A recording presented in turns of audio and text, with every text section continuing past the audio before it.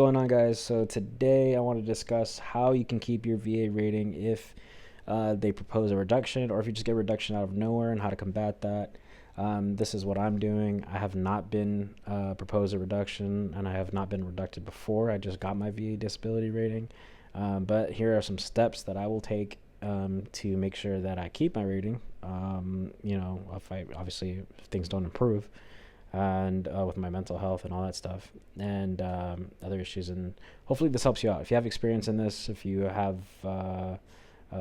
been reduced, or you're in the middle of being reduced, and if you were able to keep your VA disability rating, comment below your thoughts, experiences, all that stuff. And I'm sure it'll help out. Obviously, like I mentioned in prior videos, I'm creating this community of veterans so that we can be a support system for each other, because we're few and far between, and we need to just be there for each other.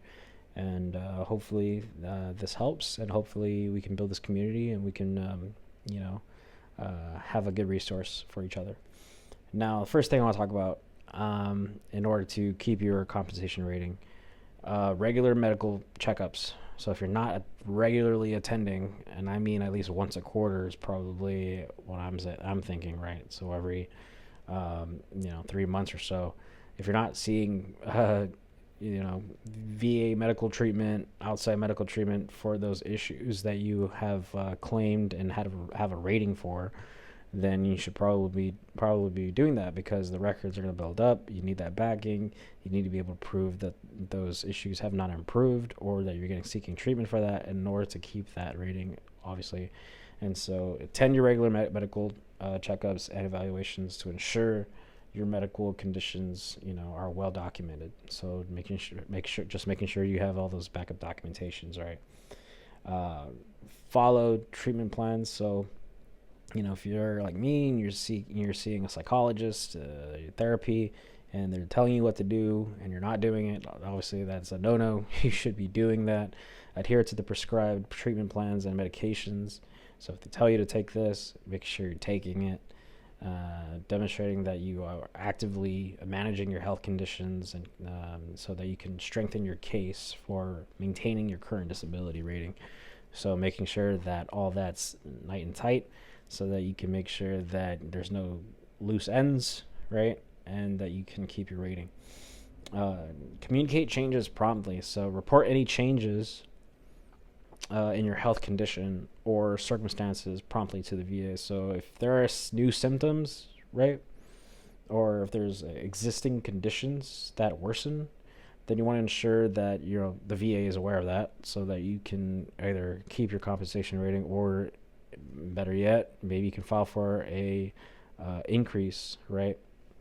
And file for an increase on the va.gov. There's an option there to do that. But if you have existing conditions that are rated and they worsen, you can go ahead and file for an increase on that. Or if you have other issues that you just didn't claim because you didn't think about it, but it makes sense to claim it, then claim that. And you could either increase your rating, or you can add another rating and increase it from there, or this will just allow you to be able to keep the rating that you have. Keep records of medical treatments. So maintain detailed records of all medical treatments.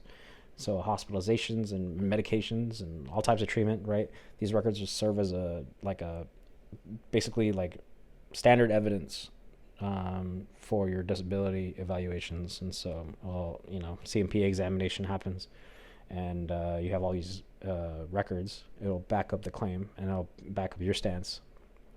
And they pretty much can't argue it, right? It's right there in front of their face. They can't argue that.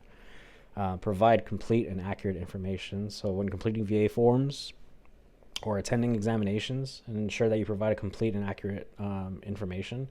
That you don't want to give the VA a reason to deny your claim, or to give you a lesser rating just because you gave some inaccurate information that probably wasn't, more than likely, on purpose, right? It was just an accident, maybe. You just want to make sure it's clear. This includes information about your symptoms, limitations, limitations of the medical issues that you're suffering from, relate to, and the impact of your disabilities on a day-to-day basis, right? And so, they ask you, like, how many how often do you feel XYZ? And then you say all the time. What is that? 3, 4, 5 days a week? Does it happen at night, during the day? How the frequency, right? You want to make sure that's all clear. Understand VA regulations. So, like I always mention, look up the ECFR to look up what those claims correlate to the rating percentages and how that, and then use a VA disability calculator online to see what the math will add up to that, and kind of will give you a good estimation of what you should be receiving, what you're entitled to, etc. And there's tons of resources online, right, to look up this math and to look up the VA health regulations and all that stuff for your benefit compensation. And you can also look up the other benefits as well, right? Not just the pay, but also like your health compensation for health care, base access, whether or not you are entitled to any other benefits that correlate with your rating, right? And by the way, if you have questions, concerns, anything, you can either comment down below, and I'll try to get to it as soon as I can, or if you're interested in VA benefit coaching, you can contact me at TroyPange@outlook.com. My email is down below. Next, seek professional assistance. So consider seeking assistance from either like a VSO, right? A VSO is a veteran service organizer, or accredited representatives when filing for or appealing claims. They can provide guidance and help ensure that your case is well presented. Now, full disclosure, I didn't use a VSO. I saw VSO once when I did my claim initially, but they weren't very helpful. If I'm going to be completely honest, I think it varies depending on your experience. If you had a good or a bad experience with the VSO, please comment down below. Let me know how that went, because I'm very interested in hearing that. Mine was terrible, so I didn't continue. I just followed it on my own.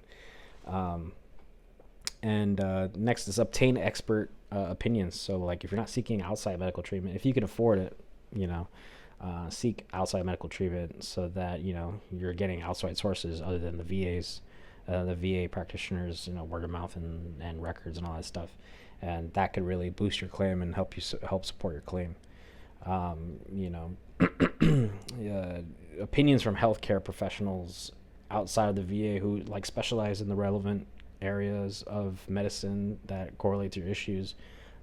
These can really help. Like their opinions can provide additional support for those claims. Appeal unfavorable decisions.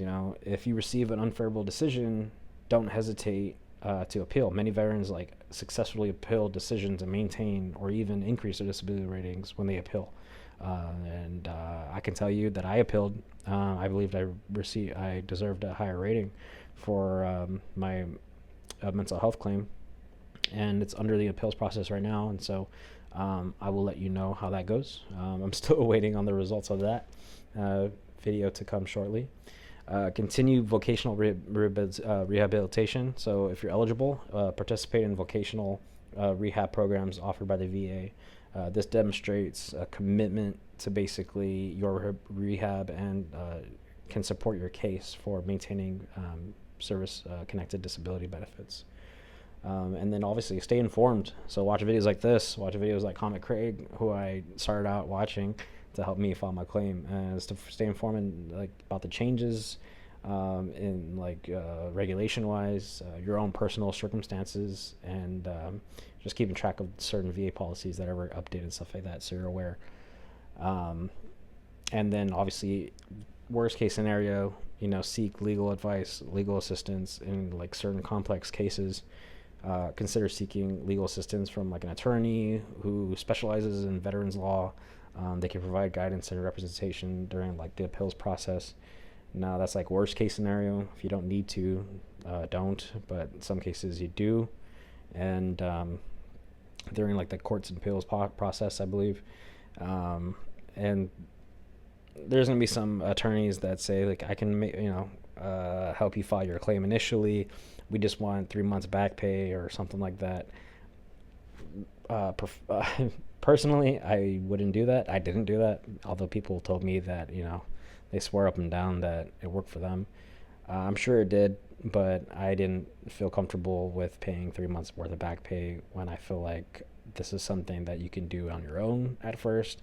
If need be, and you want to boost your claim later or protect your claim, that's, by all means, get that legal assistance. But I think at first, when you're doing it initially, I don't think there's any reason to pay somebody else, thousands of dollars or whatever it will be, in back pay in order to get your claim completed. So I hope this helps. I know it's a bunch of information. If you guys have any experiences related to this, or just want to share your thoughts, please comment down below. Give me a like, comment, subscribe, please. Like I said, I'm trying to build this community of veterans to be a resource for one another, and we're few and far between. So, if you have any questions for me specifically, concerns, if you're looking for VA coaching, again, my email is down below, TroyPange@outlook.com, and I'll talk to you guys later. All right, peace.